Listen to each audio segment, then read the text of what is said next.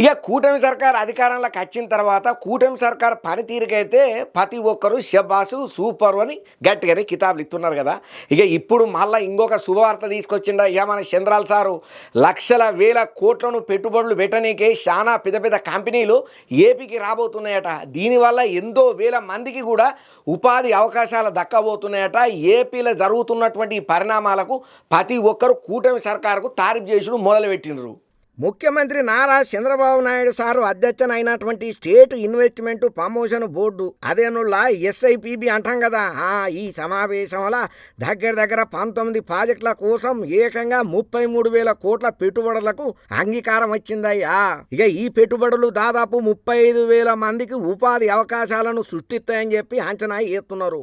Energy, tourism, IT, electronics రంగాలల్లా దేశీయ విదేశీ సంస్థలు గట్టిగానే మొగ్గు చూపుతున్నాయట. ఇక రాష్ట్ర సర్కారు అనుసరణ చేస్తున్నటువంటి పారిశ్రామిక విధానాలు పెట్టుబడులను ఆకర్షణ చేస్తున్నాయని చెప్పి చంద్రాల సార్ చెప్పుకుంటా వచ్చిండు. ఇక ఈ సమావేశం రాష్ట్రంలో పారిశ్రామిక ప్రగతికి వేగవంతమైన చర్యలకు శ్రీకారం చుడుతున్నదని చెప్పుకుంటా వచ్చిండు. ఇక పర్యాటక రంగంలో రాష్ట్రం ఎదుర్కొంటున్న సవాళ్లను చంద్రబాబు సారు వివరణ చేసుకుంటా వచ్చిండు. హోటళ్లు, రూముల కొరత వల్ల పర్యాటకుల ఆకర్షణ తగ్గుతున్నదని చెప్పి 50,000 హోటళ్ల గదులను అందుబాటులోకి తీసుకురావాలని చెప్పి లక్ష్యంగా పెట్టుకున్నట్లు కూడా చెప్పుకుంటా వచ్చిండు. తక్కువ ధరలతోని రూమ్లను అందుబాటులోకి ఉంటే పర్యాటకుల సంఖ్య కూడా గట్టిగానే పెరుగుతుందని కూడా ఆలోచనని చెప్పిండు. ఇక క్యారవాన్స్ పాలసీని అమలు చేస్తే పర్యాటకులకు కొత్త అనుభవం, రాష్ట్రానికి అదనపు ఆదాయం వస్తుందని కూడా ఆలోచన గట్టిగానే చేస్తున్నాడట.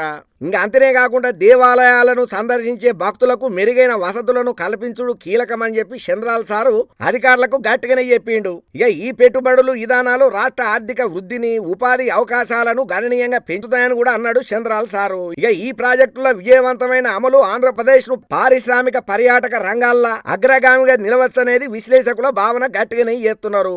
ఎస్ఐపిబి నిర్ణయాలు రాష్ట్రానికి కొత్త ఆర్థిక ఊపు తీసుకొస్తాయని అంచనా కూడా గట్టిగానే చేస్తున్నారు.